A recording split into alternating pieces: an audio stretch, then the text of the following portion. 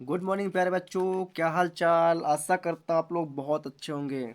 तो मेरे बच्चों, हम पहुंच चुके हैं फिजिक्स के बहुत ही मोस्ट इंपॉर्टेंट क्वेश्चन के साथ। तो आज हम देखेंगे अपने भौतिक विज्ञान का बहुत ही मोस्ट इंपॉर्टेंट क्वेश्चन। तो बच्चों, हमारा क्वेश्चन क्या है कि आंतरिक प्रतिरोध किसे कहते हैं। आंतरिक प्रतिरोध किसे कहते हैं, इसको प्रभावित करने वाले कारक को बताइए। क्या बच्चों, आंतरिक प्रतिरोध किसे कहते हैं, इसको प्रभावित करने वाले कारक को बताइए। मेरे प्यारे बच्चों, इससे पहले हमने पढ़ा है कि प्रतिरोध किसे कहते हैं। क्या बच्चों, इससे पहले हमने क्या पढ़ा है कि प्रतिरोध किसे कहते हैं। प्रतिरोध किसे कहते हैं। तो बच्चों, प्रतिरोध क्या होता है, धारा प्रवाह के मार्ग में। किसमें बच्चों, धारा प्रवाह के मार्ग में उत्पन्न रुकावट। पर बच्चों, धारा के मार्ग में जो रुकावट उत्पन्न करता है उसे तो प्रतिरोध बोलते हैं। क्या बोलते हैं, उसे प्रतिरोध बोलते हैं। कि धारा प्रवाह के मार्ग में रुकावट उत्पन्न जो कर देता है उसे प्रतिरोध बोलते हैं। लेकिन आंतरिक प्रतिरोध किसे बोलते हैं। है तो प्रतिरोध, होगा रुकावट ही उत्पन्न, लेकिन किस में होगा। तो हम बात कर रहे हैं उस चीज में कि हमारा जो आंतरिक प्रतिरोध होता है कि वह रुकावट किस में उत्पन्न करता है और रुकावट किसके द्वारा उत्पन्न होता है। जो प्रतिरोध है वह तो एक रेजिस्टेंस होता है ना। तो धारा धारा प्रवाह के मार्ग में या किसी चालक तार में धारा प्रवाह के मार्ग में रेजिस्टेंस द्वारा उत्पन्न रुकावट को क्या बोलते हैं, प्रतिरोध, है ना। लेकिन अब हम बात करते हैं आंतरिक प्रतिरोध, किसकी, आंतरिक प्रतिरोध। तो यहां पर हम करेंगे आंतरिक आंतरिक प्रतिरोध। बच्चों, आंतरिक प्रतिरोध क्या होता है तो प्रवाह के मार्ग में ही, है ना। जो धारा का रुकावट होगा धारा प्रवाह के मार्ग में ही होगा, लेकिन किसके द्वारा होगा, थोड़ा सा बस आप लोग को डीपली समझना है कि आंतरिक प्रतिरोध क्या होता है और प्रतिरोध क्या होता है। तो बच्चों, मैंने प्रतिरोध को समझा दिया है कि धारा प्रवाह के मार्ग में उत्पन्न रुकावट को हम क्या बोलते हैं, प्रतिरोध बोलते हैं। लेकिन जो आंतरिक प्रतिरोध होता है वह क्या करता है, वह किसी सेल के अंदर, किसी द्वारा, किसी सेल के अंदर होता है। आंतरिक प्रतिरोध कहाँ होता है, सेल के अंदर। आंतरिक आंतरिक से ही स्पष्ट हो रहा है कि किसी भी चीज के या किसी भी द्रव पदार्थ के अंदर ही होगा। प्रतिरोध उत्पन्न तो होगा, किसके अंदर होगा, अंदर ही होगा, है ना। तो आंतरिक प्रतिरोध तो किसी सेल में, क्या हम सेल की बात करेंगे, सेल के अंदर। सेल क्या होता है बच्चों, जो विद्युत अपघट्टों के द्वारा मिलकर बना होता है या किसी विद्युत अपघट्ट के बीच में डूबा हुआ इलेक्ट्रोड और उसके द्वारा उत्पन्न हुआ करंट, वही कहलाता है हमारा सेल। वही तो है सेल, है ना। तो उसी की बात कर रहे हैं। तो किसी सेल में विद्युत धारा प्रवाहित करने पर, किसी सेल में विद्युत धारा प्रवाहित करने पर उसके उसके विद्युत अपघट्ट के द्वारा, क्या बच्चों, उसके विद्युत अपघट्ट के द्वारा धारा प्रवाह के मार्ग में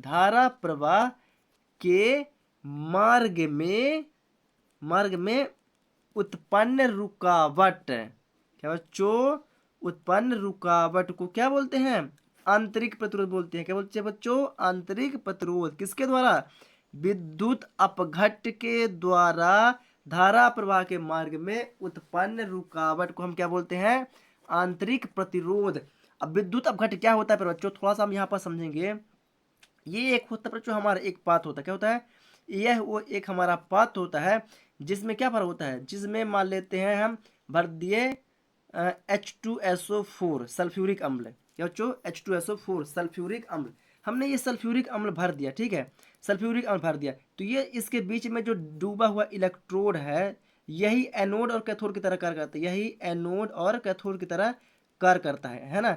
यही एनोड और कैथोड की तरह कार्य करता है। तो ये जो H2SO4 है, सल्फ्यूरिक अम्ल है जो हमारा, यही क्या करता है, यही इस जो इलेक्ट्रोड के बीच में डूबा हुआ, जो इलेक्ट्रोड के बीच है ये आधा डूबा हुआ है ना, पूरा तो नहीं डूबा हुआ है। तो पूरा डूबे होने की वजह से इस इलेक्ट्रोड में धारा प्रवाह के मार्ग में इस विद्युत अपघट्ट के द्वारा क्या हो जाती है, रुकावट उत्पन्न हो जाती है। क्या हो जाती है, रुकावट उत्पन्न हो जाती है।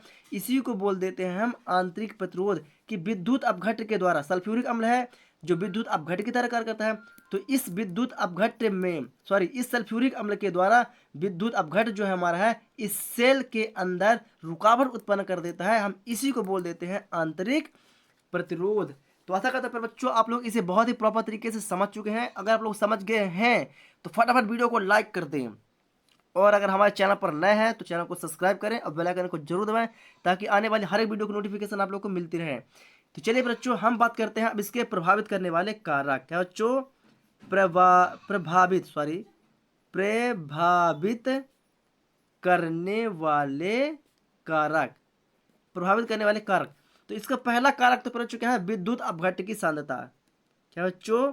विद्युत अपघट्य की सांद्रता। क्या बच्चों? इसका जो पहला कारण क्या हमारा वो है विद्युत अपघट्य की सांद्रता, जो पहला क्या करता है? प्रभावित करता है इसको, आंतरिक प्रतिरोध को।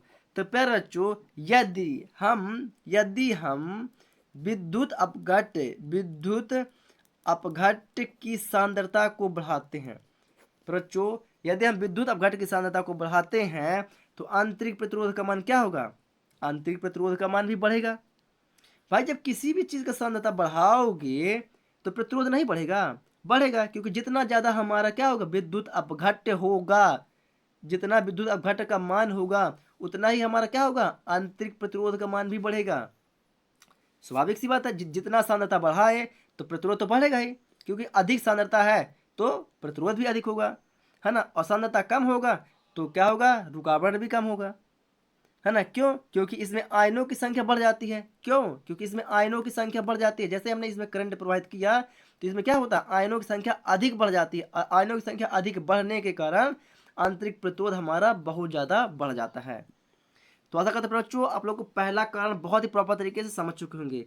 अब बात करते हैं इसका दूसरा कारण जो प्रभावित करता है, वो क्या है बच्चों? इलेक्ट्रोडों के बीच की दूरी। क्या बच्चों? बीच की दूरी। इलेक्ट्रोडों के बीच की दूरी। तो मेरे बच्चों अब इलेक्ट्रोडों के बीच की दूरी, अगर जो हमारे विद्युत अपघट्य है, ठीक है, ये विद्युत अपघट्य, अब इनके इलेक्ट्रोडों के बीच की दूरी को हम क्या कर दें? दूर दूर कर दें। तो हम दूर दूर करेंगे बच्चों तो स्वाभाविक सी बात है इसमें क्या होगा? इसमें हमें अधिक विद्युत अपघट्य की जरूरत पड़ेगी कि नहीं पड़ेगी? जब विद्युत अपघट्य की जरूरत ज्यादा हो जाएगी तो क्या हो जाएगा? हमारा जो विद्युत अपघट्य का विलयन क्या हो जाएगा? बढ़ जाएगा। और जब विद्युत अपघट्य का विलयन बढ़ जाएगा तो स्वाभाविक सी बात है जो हमारा आंतरिक प्रतिरोध होगा वह भी क्या होगा? वह भी बढ़ जाएगा। क्या होगा? बढ़ जाएगा।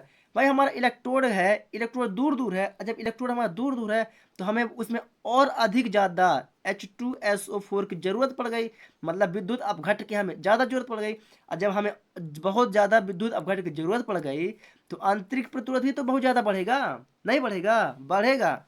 तो आशा करता हूँ आप लोग दूसरा पॉइंट भी समझ गए होंगे कि इलेक्ट्रोडों के बीच की दूरी, कि यदि हम इलेक्ट्रोडों के बीच की दूरी को बढ़ाते हैं तो विद्युत अपघट्य की सांद्रता भी या विद्युत अपघट्य के विलयन को भी बढ़ाना पड़ता है। अब विद्युत अपघट्य के विलयन को अधिक रखते हैं तो हमारा आंतरिक प्रतिरोध का मान भी अधिक बढ़ जाता है। तो आशा करते हैं बच्चों आप लोग दूसरा पॉइंट को भी बहुत ही प्रॉपर तरीके से समझ चुके होंगे। अब बात करते हैं बच्चों तीसरा पॉइंट हमारा क्या है? इलेक्ट्रोडों का क्षेत्रफल। क्या? इलेक्ट्रोडों का क्षेत्रफल। क्या बच्चों? इलेक्ट्रोडों का क्षेत्रफल। तो बच्चों इलेक्ट्रोडों का क्षेत्रफल से क्या तात्पर्य है? मेरे पर बच्चों यदि जो हमारे इलेक्ट्रोड है, क्या बच्चों? ये हमारा इलेक्ट्रोड है। क्या है? ये हमारा इलेक्ट्रोड है। अगर हम इस इलेक्ट्रोड को या इस इलेक्ट्रोड के क्षेत्रफल को, मतलब इसकी चौड़ाई को, जो हमारे ये क्षेत्र इलेक्ट्रोड है इसके चौड़ाई को जितना हम विद्युत अपघट्य के विलयन